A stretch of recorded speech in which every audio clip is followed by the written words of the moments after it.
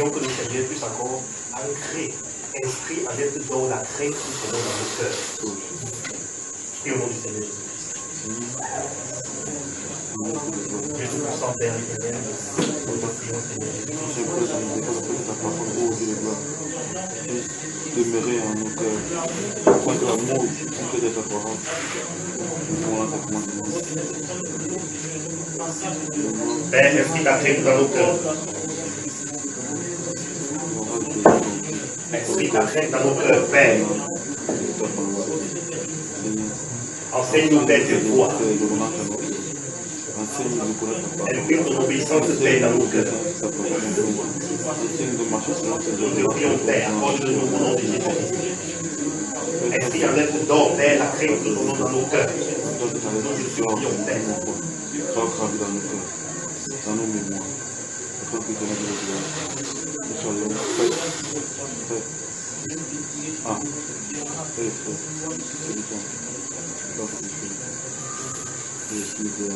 Au nom du Seigneur Jésus-Christ. Prions par la même occasion que le Seigneur puisse dépouiller nos cœurs. Qu'il puisse dépouiller nos cœurs de tout ce qui ne nous va pas. Prions au nom du Seigneur. Seigneur, Père très saint. Père, nous prions, Seigneur, pour nous supplions à toi. Nous prions, Seigneur, pour que nous Père, circoncis nos cœurs. Circoncis nos cœurs, Père, et enlève tout ce qui n'est pas de toi. Circoncis nos cœurs, Père, et arrache tout ce qui n'est pas de toi. Dans les actes conformes à ta parole, mon Dieu, mon roi, je vais te mettre en pratique. Circoncis nos cœurs, Père. Circoncis nos cœurs, en force de soi, Père. Enlève, Père, tous les excédents, Père, sur nos cœurs. Toute herbe que tu n'as pas plantée, Père. Toute semence qui n'est pas de toi, Père, je te prie d'enlever au nom de Jésus-Christ. De tous les excédents, Père. Tout ce qui charge nos cœurs, tout ce qui surcharge nos cœurs. Père, tu nous invites à les déposer au pied de la croix, Seigneur. Tous les fardeaux sur les cœurs, Seigneur. Les ressentiments, Père, sur les cœurs. Les manques de pardon sur les cœurs. Oh, la colère sur les cœurs, Père, je te prie de les ôter. Mais enlève tout ce qui ne nous donne pas, Père. Tout ce qui ne nous donne pas, Père, d'avancer dans le droit chemin, Père. Je te prie de les ôter sur les cœurs. Enlève, Père. Tu veux un cœur bien disposé pour te servir, Père. Nous te prions, Seigneur, accorde-nous encore ce soir. Au nom de Jésus-Christ, mon Fils, bien-aimé. Amen. Amen. Asseyons-nous avec ce cantique, s'il vous plaît. Mon Dieu, plus près de toi, 245. 245. Mon Dieu, plus près de toi.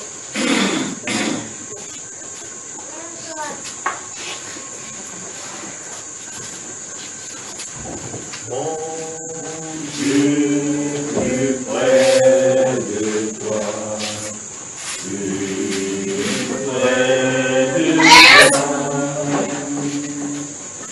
Seigneur, mon Dieu, ma foi, plus près de toi,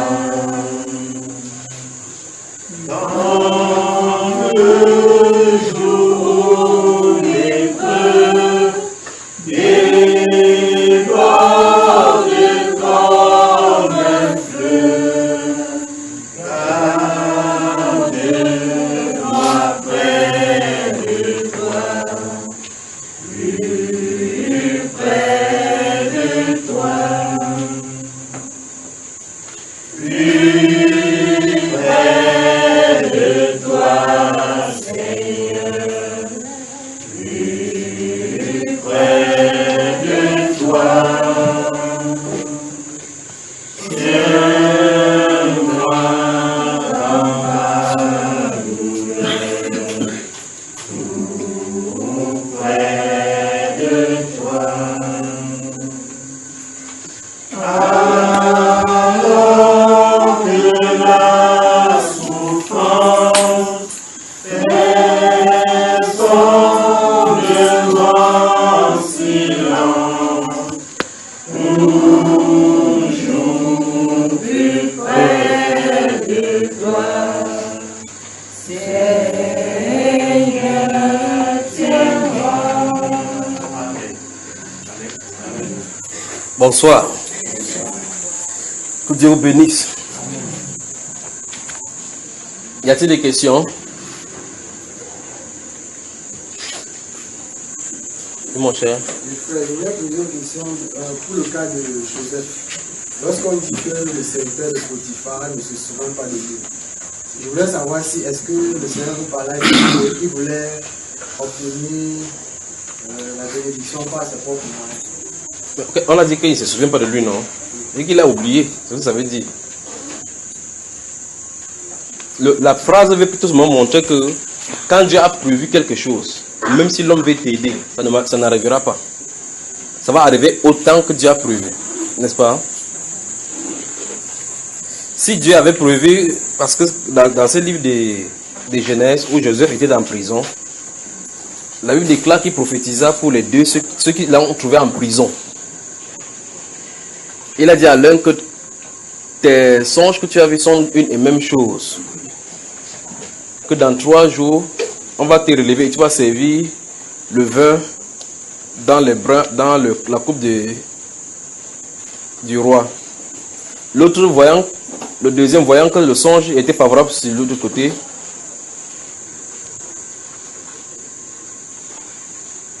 il a aussi donné son songe. Et là, il lui a dit, dans 3 jours, on va te relever, mais on va couper ta tête. Mais il a dit à celui qui sera favorable auprès du roi que lorsque tu vas sortir, souviens-toi de moi.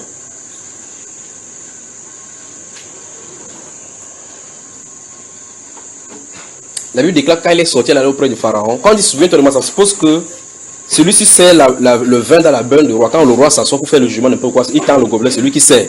Donc il a en relation avec le roi. Il peut parler en faveur du roi, d'un prisonnier. Mais maintenant, il y a un motif qui a envoyé Joseph en prison. N'est-ce pas? Ce motif-là est injuste. Ce n'est que le Dieu juste qui peut le justifier. Pharaon n'a pas le pouvoir de le justifier. Parce que si le justifie, il va encore le rendre esclave. Ou bien on va encore le rendre esclave plus. Il faut qu'on le justifie, il était la seule qui soit déclaré non coupable comme au premier abord. Alors là, la relation humaine va entrer en action en disant, quand tu seras devant le roi, souviens-toi de moi, parce qu'il t'est parlé favorablement. Avec l'onction, on peut créer l'amitié des hommes, mais pas la faveur de Dieu directement. Tu vois cela? Bon, il y a beaucoup à dire là-dessus. Mais maintenant, Joseph savait que ce n'est pas cela dont il est question. Mais là, regardez bien qu'après cela, Dieu a encore jeté la famille était encore accentuée au point où les gens vont descendre, ainsi de suite. Maintenant, qu'est-ce que Dieu va faire? Dieu va permettre à ce même pharaon-là d'avoir un songe. Si Dieu avait donné le songe à quelqu'un de l'Égypte, ça n'aurait pas d'effet. Mais il donne au roi du pays. Il donne au roi du pays qui a le contrôle sur tout pour qu'il prenne les décisions nécessaires. Parce que s'il donnait ça à un quartier-ça, le quartier-ça va dire qu'il va même voir le président pour lui dire que j'ai vu tes songes, veut dire que si la famille te dérange au quartier, c'est ton problème. Mais comme c'est lui que le songe a touché, il faut qu'il ait l'interprétation. C'est là où le monsieur dit, ah ouais, roi vit éternellement. Il y a un type là-bas en prison, il donne l'interprétation de songe aux gens. Là, c'est comme vous l'avez fait, pourquoi faire le venir ici? Ça, c'est Dieu.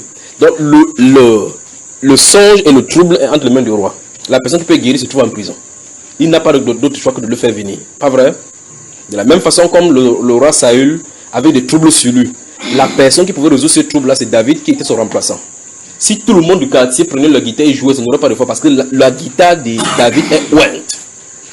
La guitare de David est ouente. Et là, maintenant, il peut jouer, ça a l'effet. Pourquoi? Parce qu'il y a quelqu'un derrière qui contrôle ces événements. Si le Seigneur les bâtit, celui qui bâtit, bâtit en vain. Si le Seigneur les délivre, celui qui délivre, délivre en vain. Si le Dieu ne parle, qui pourra prophétiser? Vous voyez, n'est-ce pas? Des questions? Oui, mon cher. Oui, dans les 2, 3, 5.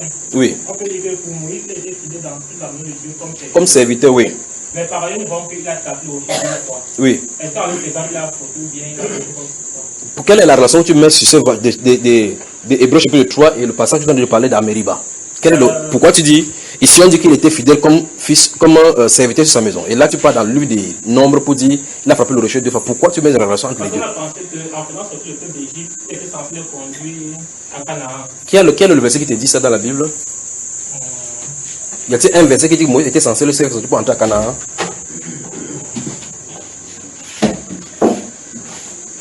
Si tu trouves, donc tu nous dis. Dieu n'a jamais envoyé Moïse d'aller les retirer pour faire entrer à Canaan. Il n'a jamais dit ça. Nulle part. D'accord? Pose ta question autrement. Dieu, c'est pour ça que la Bible, son principe est clair, il ne se répand pas de ses dons et de ses appels.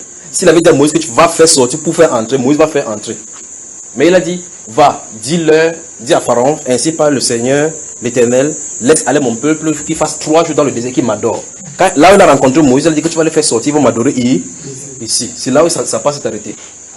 Voilà. D'accord mon cher? Parce que c'est Yeshua qui fait entrer. Yeshua, Josué, Yeshua, qui fait entrer le type de Jésus.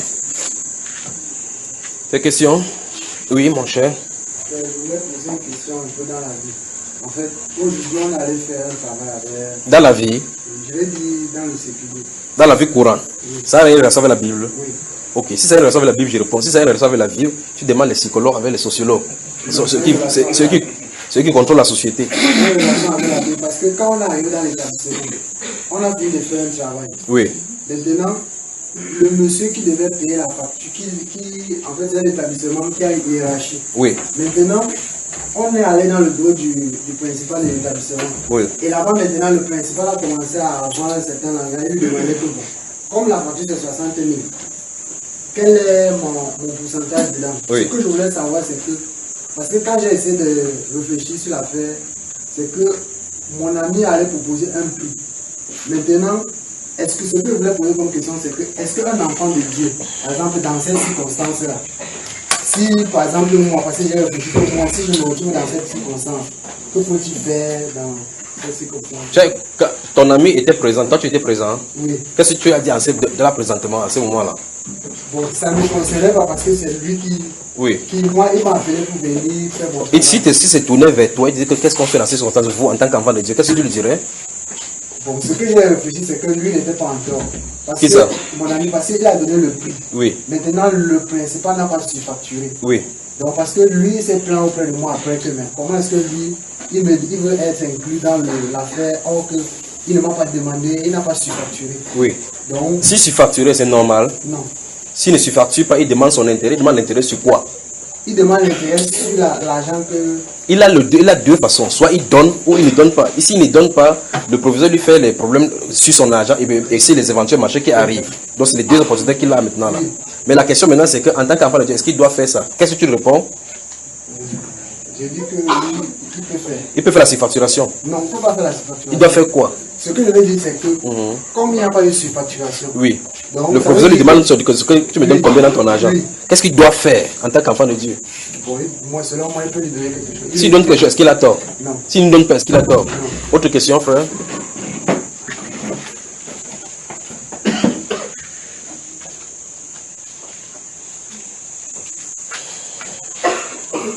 Y a-t-il d'autres questions? Oui, j'ai une question. Ma question est la suivante. Pourquoi le Seigneur Jésus a fait plusieurs miracles, mais de manière différente? On n'a pas fait d'une même manière tous les... Ta taille, c'est quoi, frère? 1m80. Moi, j'ai combien? Je ne sais pas, c'est vous quand votre taille. Tu sais que tu portes, tu vas le faire, non? Oui. Parce que tu viens sur le miroir, tu fais comme ça, n'est-ce pas? Je sais. Est-ce que moi, j'ai fait ça? Non. Comment je sais?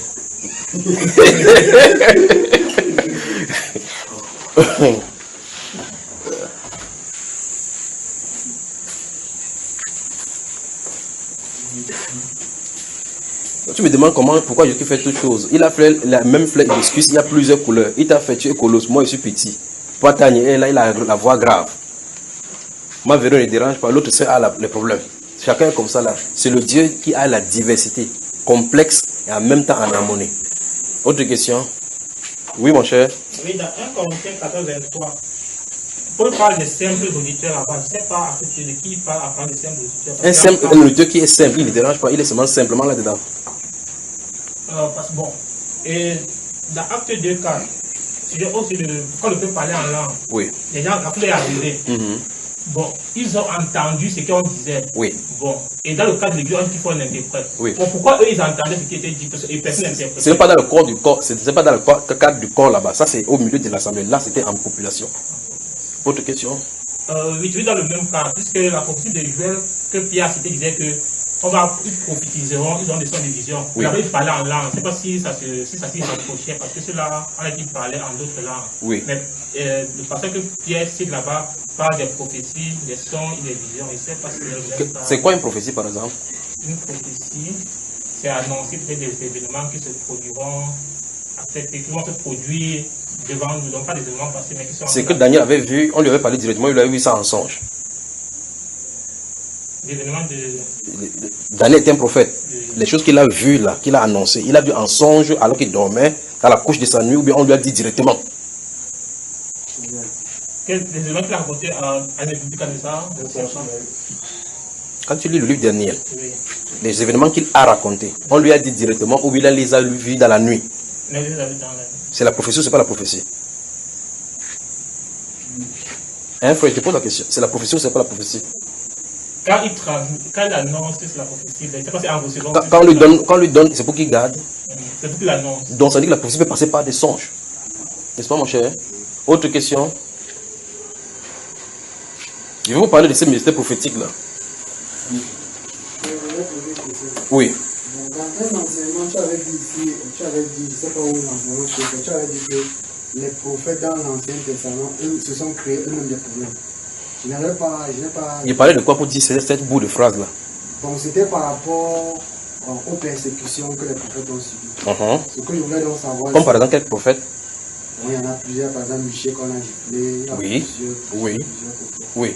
Ce que je voulais comprendre un peu, c'est qu'est-ce que tu voulais par là dire? Il voulait par là dire qu'il ne savait pas la diplomatie pour pouvoir s'adresser. Quand tu as les gens devant toi, tu peux dire que tu vas le voir le jour, tu vas voir, il fait tabac.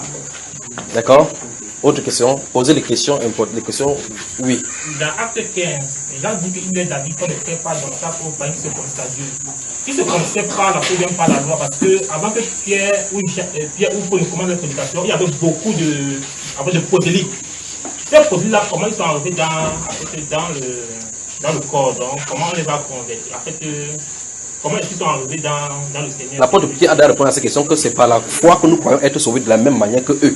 Il a dit ça, non? C'est pas ça, frère? Comment tu sais que c'est écrit pour la question? Est-ce que la loi avait vocation à convertir? Cite-moi une personne dans la loi qui avait été convertie. Si c'est comme ça. Tu connais une personne qui s'est convertie à Dieu par la loi? C'est ce qu'on appelle la Bible appelle conversion, frère. C'est pour ça que tu les appelles prosélytes, parce qu'ils changeaient seulement des religieux qui étaient des camps païens vers le camp des soit pharisiens, soit ici, on les appelle les prosélytes. D'accord? Et comment les Juifs les considèrent alors? Ils les considèrent justement maintenant comme à part entière, mais à une condition qu'ils restent toujours dans la loi. C'est pour ça que dans le livre de Matthieu, chapitre 23, Jésus va donner la malédiction aux pharisiens en disant: malheur à vous pharisiens et sadducéens hypocrites. Parce que vous courez terre et mer pour faire de quoi? Des prosélytes. Après que vous l'ayez fait, vous faites comment? Un candidat 2 fois plus grave que vous pour la géhenne. Parce que le pharisianisme s'est converti de cette façon-là. La conversion, comment on dit? La conversion des pensées, ça n'amène pas à Dieu. C'est la conversion des cœurs. Et c'est pour que ça soit comme ça, il faut que ce soit l'esprit qui le fait. Le changement de pensée, de ta façon d'agir, de comportement, on peut faire cela avec la morale. La Bible, il ne s'agit pas de la morale. Il s'agit d'abord de la loi de l'esprit qui entre. Quand ça arrive maintenant, la morale de Dieu vient en action par la suite. D'accord? La question que je voulais demander est, quand on parlait de la chambre haute, la chambre haute c'était comment? C'était une maison ou bien c'était, la Bible parle de 100, je pense que c'est 120 qui parle en langue. Oui. Bon, c'est 120 là, il y a une chambre ou dans une maison, je ne comprends pas le terme de chambre à ce moment. Quand on dit chambre, tu dis que c'est une chambre, c'est une maison ou c'est comment? On dit chambre haute, ça veut dire que la chambre qui est une maison en étage, du côté en haut, comme nous sommes exactement ici. Oui. Quel est le problème? Et comment ça pouvait contenir 120 personnes? On te donne la dimension de la maison. Pardon? On te donne la dimension de la maison. Voilà, quand on a dit 120, ça se pose que la maison pouvait contenir 120 personnes, sinon on n'aurait pas dit 120 dans une chambre haute. On a dit par exemple 3000 qui s'est converti au cours de la cour. Tu as demandé la dimension de la cour? Non. Donc ça veut dire qu'il pourrait convertir, il y avait au moins 3000 personnes là-bas. N'est-ce pas, frère? Nous sommes combien ici là maintenant? Tu n'as pas compté ici. Maintenant, si ça vient aussi ici, dans la prochaine Bible qu'on va écrire, si on dit qu'ils étaient 80, tu dis que 80 c'est dans quel genre de maison? 80, pas vrai? Des questions, pose la question. Je voulais poser une question. Dans l'Ancien Testament, on dit, lorsque Moïse, Épuisez votre question avant qu'il y en avance, d'accord? lorsque Moïse donne la loi, il dit, en fait, on vivra en mettant en pratique la loi. Oui. Ce que je voulais savoir, c'est que quand on prend par exemple le prophète Jacob, Oui. il dit que son âme va aller dans le séjour des morts. Oui. Ce que je voulais savoir, on prend aussi par exemple le cas de David.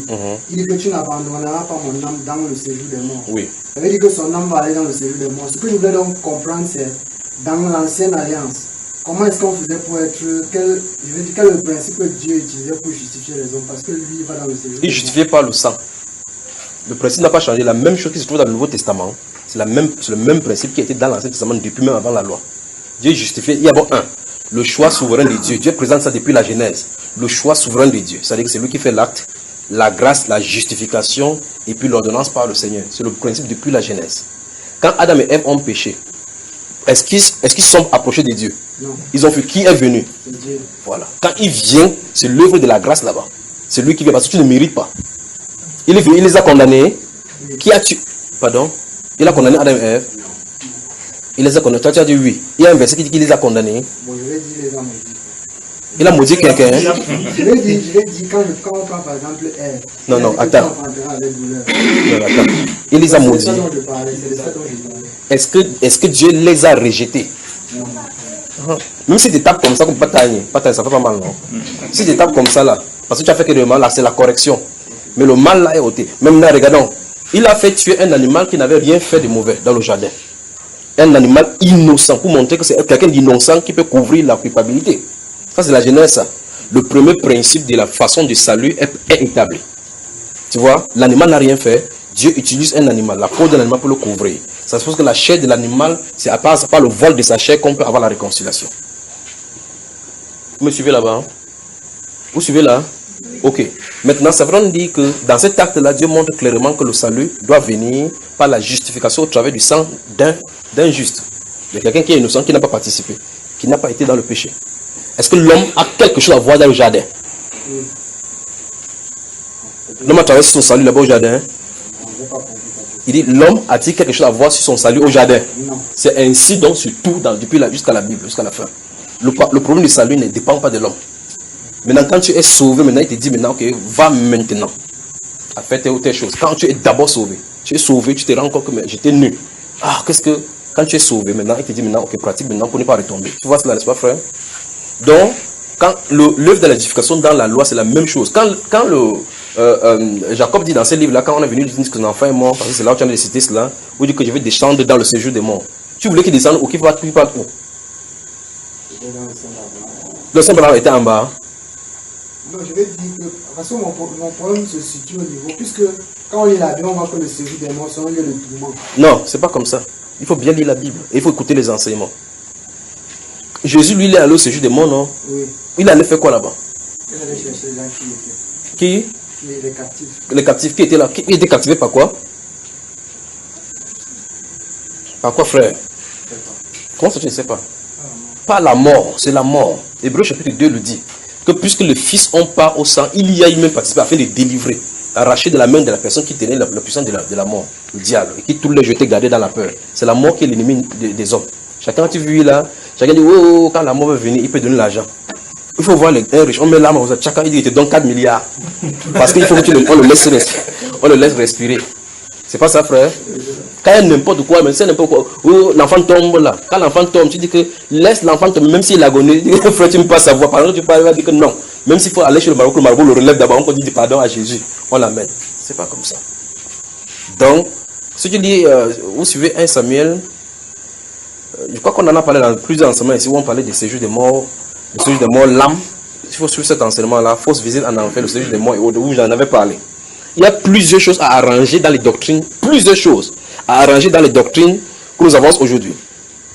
Première chose, il faut comprendre bien la nature de l'âme. Cette partie de la personne qu'on appelle âme. Dans la Bible, cela a plusieurs terminologies. À un moment donné, l'âme est appelée cette personne-ci, l'être entièrement. À un moment donné, l'âme est appelée son souffle. À un moment donné, l'âme est appelée son sang. À un moment donné, l'âme est appelée son cœur. À un moment donné, l'âme est appelée son esprit. Il faut faire attention. Mais quand il s'agit de l'âme, qui est la partie qui est différente du corps, et puis de l'esprit. Quand il s'agit de cela, c'est de ça dont on parle. Lorsqu'il dit que tu ne permettras pas que ton bien-aimé voie la corruption dans ses sommes. Tu comprends cela? Or, David ne parle pas de lui-même, il parle du Seigneur Jésus. Parce que l'apôtre Pierre va citer cela devant les Juifs en disant que, oh, qu'il me soit permis de vous dire que, rappeler que le patriarche David, après avoir servi au dessein de Dieu, est mort et son sépulcre est enterré parmi nous. Or, comme il savait que Dieu lui avait fait le serment avec certitude qu'il ne laisserait pas son trône vide, c'est de la résurrection du Seigneur Jésus qu'il a parlé en disant que tu ne laisseras pas le glaive de ton serviteur au séjour des morts. D'accord? Donc, il ne verra pas la corruption. Parce que l'âme va au séjour des morts, mais le corps doit avoir la corruption. Remarquez très bien cette phrase-là. Parce que le corps, s'il doit avoir la corruption, c'est-à-dire que la pourriture doit prendre la position de ce corps. Au-delà des 3 jours, la pourriture prend le corps. Parce que pour Lazare, il avait fait 4 jours. C'est pour ça qu'il sentait déjà. Vous comprenez cela? Donc, la corruption avait atteint Lazare. Pour Jésus, la corruption n'avait pas atteint pour détériorer son corps. Donc, son nez n'était pas tombé, ses yeux n'étaient pas percés. D'accord, frère? Voilà, donc son corps n'avait pas connu la corruption. Dans l'intervalle de 3 jours, le corps ne connaît pas la corruption. En-delà de 3 jours, le corps connaît la corruption. Et Dieu avait prévu que la limite, c'est qu'avant que la corruption ne commence, dans la pourriture du corps. Vous comprenez? Bon, maintenant, il dit, son âme ne doit pas demeurer dans le séjour des morts. Son âme ne doit pas demeurer dans le séjour des morts. Or, quand vous prenez les témoins de Jéhovah, ils disent, si le séjour des morts, parce qu'ils confondent cela avec, on va y revenir, on en a parlé déjà ici, ils confondent exactement cette terminologie, la Géhenne, avec l'enfer. Le mot qu'on a traduit dans certaines Bibles par enfer, ou quand vous dites, quand quelqu'un va mourir, va aller en enfer, c'est le séjour des morts. Vous voyez ça, n'est-ce pas? Donc, que tu le veuilles ou pas, quand les gens mouraient, ils partaient en enfer, que ce soit le bon, que ce soit le mauvais. Mais le problème, c'est que l'enfer était divisé en 2. Quand vous allez lire le livre de 1 Samuel, où les Philistins avaient fait campagne pour battre Israël, Saül a cherché les gens pour le prophète de Haut-de-la, il n'a pas eu de résultats. Il allait chez la princesse d'Andor, la sorcière d'Andor. Il a dit, fais monter celui que je devais te dire. Il a dit, qu'est-ce que tu veux? Il a donné. Il a monté. Quand il a vu, il dit, je vois comme un Dieu qui monte la terre. Il dit, quel est son habillement? Il dit, je vois un vieillard qui monte la terre avec le manteau. Il comprit que c'était Samuel. Il s'est prosterné. Voilà, n'est-ce pas? Là, Samuel lui dit dans cette vision, pourquoi m'as-tu troublé? S'il est temps de souffrir là-bas, quand tu le fais sortir un peu pour le feu, tu laisses seulement troubler ou tu laisses seulement faire aussi du bien. Hein? Voilà. Or, maintenant, dans Luc chapitre 16, le riche qui était là-bas avec Lazare, dans cette histoire que le Seigneur a racontée du riche, la Bible déclare qu'étant en proie au tourment, dans le séjour de mort, étant en proie au tourment, il priait seulement qu'on lui mette seulement le doigt de l'eau. Or, si celui-ci, on lui dit, sors un peu pour qu'on cause un peu, il dit que, gars, continue la conversation ici, pour qu'il ne rentre pas là-bas. Pas vrai? Mais lui, Samuel là-bas, le prophète Samuel dit à Saül, que pourquoi m'as-tu troublé? Donc, il était dans le repos. Tu comprends cela? Alors maintenant, ça veut dire, il y avait 2 murs. Un mur qui séparait, enfin, il y avait 2 lieux. Un endroit, comme le prophète Job voudrait y aller. Parce qu'il veut, oh, c'est la souffrance comme ça, mieux je vais au séjour de mort. Parce qu'en fait, il savait que c'était le lieu de repos. Le dernier Jéhovah ne comprenant pas cela, ils disent que non, si c'était un lieu de tourment, Job n'aurait pas souhaité y aller. Il savait qu'ils étaient justes, que Dieu leur a promis la justification. C'est pour ça que Hébreu nous dit qu'il ne voulait pas arriver à la perfection avant nous. C'est que tout le cortège entre. D'accord? Maintenant, donc quand les séjours de mort, maintenant, il fallait que les séjours de mort, quelque chose, soit nettoyé pour que les chérubins qui empêchent d'entrer puissent être ôtés. Pour que la réconciliation ait lieu. On avait mis les chérubins là pour bloquer la porte. Maintenant, à la croix qu'elle a expliqué, il a dit à quelqu'un là-bas qu'aujourd'hui tu seras avec moi au paradis. Donc celui-ci ne passe pas en bas, il va directement en haut. Tu vois ça, frère? Parce qu'il n'est pas inauguré. Il a inauguré pour nous une rue nouvelle, pas au travail du voile de sa chair. D'accord? D'accord, frère? Ok, donc maintenant, heureux dès à présent les morts qui meurent dans le Seigneur, parce que leurs œuvres les suivent. Quand on meurt maintenant, on est heureux plutôt. D'accord? Ça veut dire qu'on est allé. Maintenant, on dit au sein d'Abraham. Étant dans le sein d'Abraham, il était plus en haut. On voit qu'effectivement qu'il était en haut. Parce que c'est le modèle de là où on réunit le peuple de foi. Le père de la foi, c'est qui? Voilà, c'est là-bas que ça se trouve. Tous ceux qui ont foi en Jésus-Christ sont réunis dans ces lieux-là appelés lieu de repos. D'accord, mes chers frères? Et ça ne se trouve pas en bas. Donc, avant, le séjour des morts s'est divisé en 2 catégories. Vous lisez la Bible de la bonne façon, c'est comme ça que vous trouverez. Et la partie du corps qui y va, c'est l'âme. C'est l'âme. Maintenant, ce qui est en train de dire, c'est qu'il y a beaucoup de choses à arranger. C'est que les gens disent que l'âme est immortelle. Tu lis la Bible, il n'y a pas une seule trace de ces versets-là dans la Bible. C'est pour cela qu'on a dit effectivement, parce que si l'âme était immortelle, ça suppose que l'âme la personne a déjà la vie éternelle. Il n'aurait pas besoin du Seigneur Jésus. C'est justement parce que l'âme est mortelle qu'on a besoin de la vie éternelle qui vient pour demeurer en nous, pour nous permettre de vivre la vie de Dieu. Vous voyez la chose, n'est-ce pas? Maintenant, le Seigneur Jésus dans Matthieu chapitre 10, verset 28, il ne craignait pas celui qui peut tuer le corps. Vous voyez, ça c'est la chair ici. Et qui ne peut rien faire à l'âme. Craignez plutôt celui qui peut tuer le corps et détruire.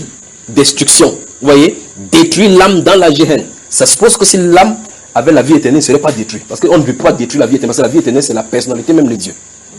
Amen. Vous savez, n'est-ce pas, frère? Donc, il faut résoudre le problème de l'âme. Résoudre le problème de l'enfer qui est divisé en deux. Résoudre le problème de la différence entre l'enfer et la Géhenne. Parce que la Géhenne, c'est là où il y a la seconde mort. Donc, quand vous mourrez maintenant, c'est la première mort. Ça suppose que si vous partez en enfer, okay, qui serait la Géhenne, on ne pourrait pas dire la seconde mort. Quand même maintenant on se couche, on se repose, on s'endort pour les autres. Les autres maintenant vont toujours dans le lieu de tourment là. Comme quelqu'un qui irait dans une cellule pour aller en prison. C'est ici, n'est-ce pas? Voilà. Des questions?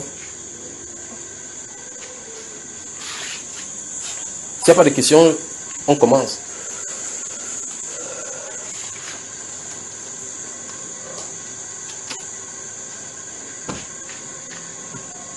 S'il n'y a pas de questions, on commence.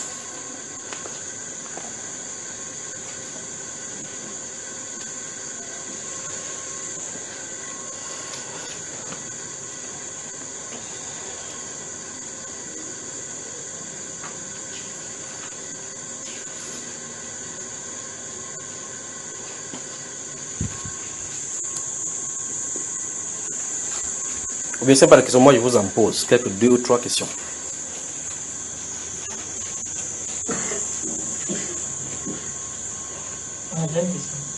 Ça sort d'où là, mon frère? Non, je sais, mais je veux voir la pertinence, mais je ne sais pas. Le livre de Joseph. Joseph, dans Matthieu 1,19. Dans le livre de Joseph? Non, c'est au sujet de Joseph. Oh, okay. Dans le livre de Matthieu, au chapitre 1, verset 19. Oui. On dit que Joseph était un homme de bien. Oui. Quand on dit que Joseph était un homme de bien, oui, qu'est-ce que la Bible entend par un homme de bien? Et puis le fait qu'il ait gardé le silence sur la grossesse de Marie, est-ce que ça enlève quelque chose ou bien ça augmente quelque chose sur le bien sur l'homme de bien qu'il était?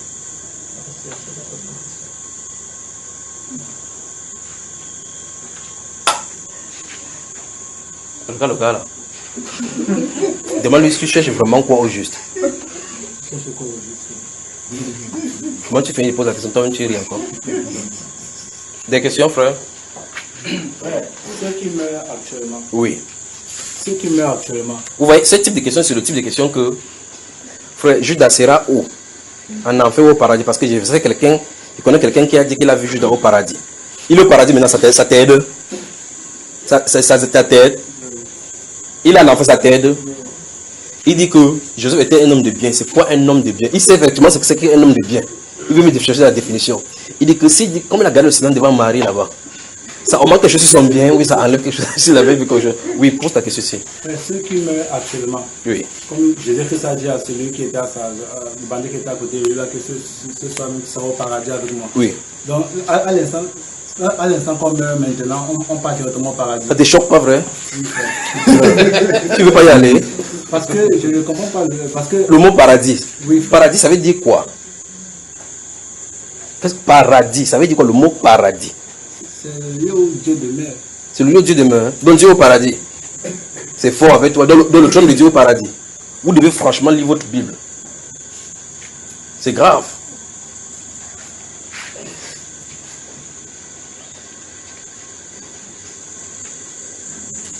Bon, quand le Seigneur, entre le Seigneur Jésus et cet homme-là, qui est mort avant? Lui, il est mort quand? Et Jésus a dit qu'il sera paradis à quel jour? Hein? Son âme a fait combien de jours à ce jour de mort?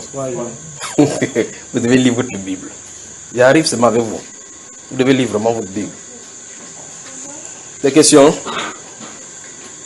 S'il n'y a pas de questions, je vous la Bible. On parle. Oui, mon frère Constant.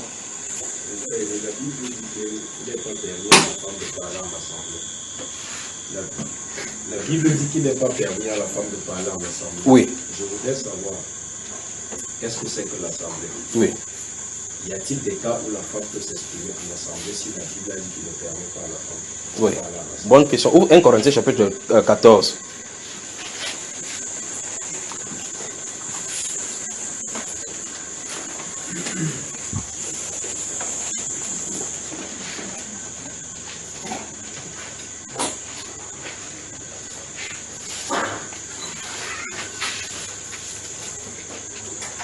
Si vous avez le téléphone allumé, éteint. Si vous voulez en réseau, mettez là-bas. 1 Corinthiens chapitre 14, verset 26.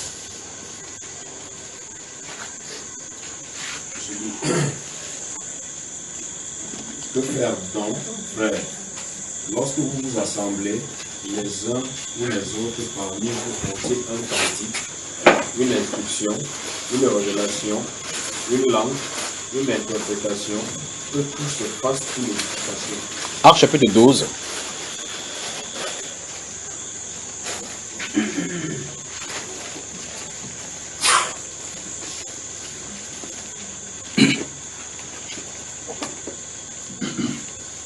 Actes chapitre 12, ça y est, hein? Verset 5, à partir du verset 5 ici. Pierre donc était gardé dans la prison, et l'Église ne cessait d'adresser pour lui des prières à Dieu. La nuit qui précéda le jour où Hérode allait le faire comparaître, Pierre, lié de 2 chaînes, dormait entre 2 soldats. Et les sentinelles devant la porte gardaient la prison. Et voici, l'ange du Seigneur survint et une lumière brilla dans la prison. L'ange réveilla Pierre en le frappant au côté et en disant, « Lève-toi promptement. » Les chaînes tombèrent de ses mains.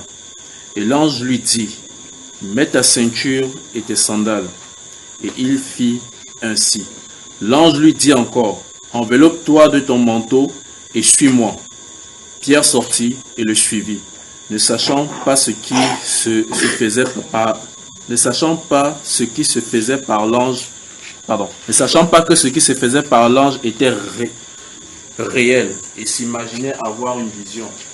Lorsqu'ils eurent passé la première garde, puis la seconde, ils arrivèrent à la porte de fer qui mène à la ville et qui s'ouvrit elle-même devant eux. Ils sortirent et s'avancèrent dans une rue. Aussitôt, l'ange quitta Pierre. Revenu à lui-même, Pierre dit, « Je vois maintenant d'une manière certaine que le Seigneur a envoyé son ange et qu'il m'a délivré de la main d'Hérode et de tout ce que le peuple juif attendait. » Après avoir réfléchi, il se dirigea vers la maison de Marie, mère de Jean, surnommée Marc, où beaucoup de personnes étaient réunies et priaient. Il frappa à la porte du vestibule et une servante nommée Rhode s'approcha pour écouter. Elle reconnut la voix de Pierre et dans sa joie, au lieu d'ouvrir, elle courut annoncer que Pierre était devant la porte. Ils lui dirent, « Tu es folle. » Mais elle affirma que la chose était ainsi. Et ils dirent, « C'est son ange. » Cependant, Pierre continuait à frapper. Ils ouvrirent et ils furent étonnés de le voir. Pierre, leur ayant de la main fait signe de se taire, leur raconta comment le Seigneur l'avait tiré de la prison, et il dit, « Annoncez-le à Jacques et aux frères. » Puis il sortit. C'est bon. Les deux situations qu'on a lues, maintenant tu as compris, tu as vu quelque chose. Maintenant, je vais te poser la question autrement. Pourquoi tu poses la question? Je pose la question parce que quand j'ai lu aussi mon entendement, ça allait dans le sens de l'enseignement. Mais je peux dire que c'était un peu subtil pour moi parce que lorsque je lis, ma femme ne parlerait. Vous entendez là-bas? Ouais, c'est que, frères et sœurs, c'est que je suis grippé. Il ne veut pas qu'on sache dans sa voix qu'elle est grippée. Donc je dis ceci, moi quand j'ai lu ça, dans 1 Corinthiens 14, oui. A priori, moi je pensais à l'enseignement. Oui. La femme n'a pas le droit de prendre la parole. Si elle veut s'interroger sur quoi, elle rentre à la maison, oui. Elle s'interroge auprès de son mari. Oui. Bon. Mais là, c'était pas trop certain dans moi. Lorsque j'essaie de lire les deux cas ici, c'est pas un cas d'enseignement. Non, j'ai dit, hein, oui. C'est moi qui ai donné les deux cas que j'ai donnés là. J'ai lu, j'ai fait un stop. J'ai dit, maintenant dis-moi pourquoi tu poses la question. Ne regarde pas ce que j'ai dit. Quand tu posais la question, quelle est l'intention derrière la question? Et puis je vais te dire, j'ai dit deux. Non, ce n'est pas une question d'intention. Non, je vais te dire ceci, parce que si je réponds, ça peut ne pas répondre à ton intention. Okay. Parce bon, que là, je réponds directement. Oui. Parce que le plus souvent, lorsque nous faisons des enseignements, oui. Au milieu de nous, oui. Il y a des sœurs qui peuvent vous poser des questions. Cite-moi un cas. Par exemple, la dernière fois. Ici. Non, à la maison. Elles ne sont pas au milieu de nous. Permets, frère. Oui, je sais, il dit qu'elles ne sont pas au milieu de nous. C'est pour ça qu'il dit une pause d'abord. Au milieu de l'assemblée, Oui, aucune femme... Permets, tu as dit que je Oui, oui. La dernière fois, lorsque on était... Parce que c'est pour ça que j'ai posé une question sur du dièse. Oui. Qu'est-ce que c'est que l'assemblée? Parce que... Non, cette autre question, il ne répondrait pas parce que tu sais que c'est quoi? C'est quand il l'assemblée. Oui, justement, c'est où je pose cette question. Aujourd'hui, avec le média. Le média. Oui. Il y a ce qu'on appelle la vidéoconférence. Oui. Et lorsque nous sommes en assemblée conférentielle, oui. C'est-à-dire les gens sont aux États-Unis. Assemblée conférentielle, oui. Oui. Regardez bien le mot, assemblée conférentielle. Et oui. Que nous sommes interconnectés. Oui. Là, je suppose que nous sommes en assemblée. Tu supposes que c'est ce que la Bible dit? Nous sommes en assemblée. Vraiment? Parce que la Bible dit ceci, là où il y a 2 ou 3 qui parlent en mon nom, oui. Je suis présent. Oui. Mais là, je te prends un exemple simple. Lorsque, quoi? J'ai compris ta pensée. C'est pour ça que j'ai fait stop. Parce qu'il répondait, personne ne saurait pas ici pourquoi tu poses la question. Parce que la question, tu avais posé une fois. J'ai mis un pause pour regarder, parce que pour suivre là où tu allais. Et tu as reposé. C'est pour ça que je voulais que tu reviennes là-dessus pour que tu puisses parler. On est d'accord, n'est-ce pas, frère? Oui. Voilà, maintenant, je comprends maintenant la question. Maintenant, je pose la question. Quand l'apôtre Paul écrit dans le livre de Romains, chapitre 16, versets 1 et 2, il dit, je vous envoie Phoebe. Il a écrit à qui? À l'église. Il dit que tout ce dont on aura besoin, lui venait en aide. Elle va faire comment pour demander l'aide à l'église?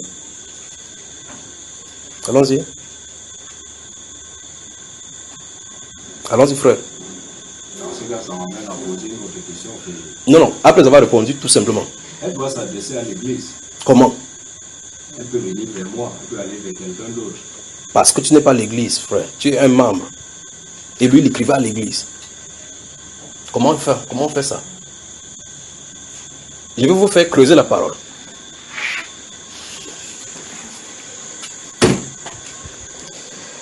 Dans 1 Corinthiens chapitre 14, je vous ai fait lire le verset 26. La Bible déclare, lorsque vous êtes assemblés, au nom du Seigneur Jésus-Christ, que la femme se taise, car il ne leur est pas permis d'y parler. Donc l'initiative de prendre la parole ne leur est pas donnée. Pas vrai? Maintenant, dans 1 Corinthiens chapitre 16, chapitre 14, on dit que si vous avez les cantiques, vous pouvez chanter ensemble. Quand on chante, les femmes se taisent. Est-ce que quand on chante, les chants doivent se taire? Voilà. La Bible déclare par exemple qu'elles peuvent avoir le don de prophétie. Pas vrai? Elles prophétisent comment? En parlant. Où ça? Essaie de donner un seigneur, par exemple, une soeur qui a une prophétie. Comment elle va faire au milieu de l'assemblée, par exemple? Elle peut prendre un frère. Oui. Oui. Un verset biblique qui le dit, par exemple? Non, je n'en ai pas. Dans ce cas, c'est pas ça, non. Bonsoir. Vous pouvez revenir. Bonsoir à vous. Je vous aime vraiment. Vous savez quelque chose? Il a dit assemblée comment il a dit ça? Conférentielle. En fait, dans son esprit, et c'est ce qui est vrai, c'est que si vous lisez 1 Corinthiens chapitre 5, l'apôtre Paul dit, écrivant à Corinthe, il dit n'étant même pas présent, n'étant même présent physiquement, je suis avec vous, notre esprit étant assemblé. Mais maintenant, si c'est chez vous que vous êtes unis, toi et ta femme, et notre chrétien, vous allez dépenser ensemble, même au téléphone, vous êtes unis, non? C'est pas ça, frère? Si tu es avec ta femme à la maison, l'autre frère est là, l'autre soeur est là, et qu'il y a un frère même au téléphone, vous êtes unis. Dans cet endroit, même ta femme doit se taire. On est d'accord? Comment tu dis quoi, frère? Tu n'es pas trop d'accord? Baissons la tête, prions, frère.